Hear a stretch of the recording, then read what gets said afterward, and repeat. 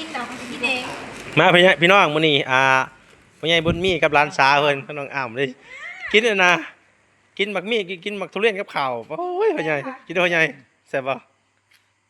แซ่บพ่อใหญ่ข้าวๆด้วยแซ่บบ่ เฮ้ย แซ่บบ่ ไม่เล่าให้กิน แซ่บพ่อใหญ่แซ่บบ่พ่อใหญ่แซ่บเยอะ แซ่บ แซ่บพ่อใหญ่ว่ะกินบ่กินที่แซ่บคำใหญ่ดิ ยำดิคำใหญ่ดิ กินพ่อใหญ่ แม่ กินพ่อใหญ่อ่ำบ่ เรื่องนะครับ พ่อใหญ่กินข้าวกับทุเรียน พ่อหรือว่า วันนี้พ่อใหญ่ซื้อทุเรียนให้กินกับพ่อเลยแต่ละมื้อโอ้พ่อใหญ่เป็น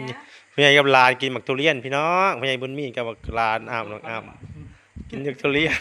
พี่เจ้าผู้เฒ่ากินหมักทุเรียนกินอับข่าวเด้พ่อใหญ่กินหมักทุเรียนหวานบ่พ่อใหญ่ มันจะแข็งว่ะ แข็งแซ่บอ่ะยังไง วันนี้พี่น้องกินหมักทุเรียนเหมือนกันนะพี่น้องกินน้ำพ่อใหญ่ในบุญมี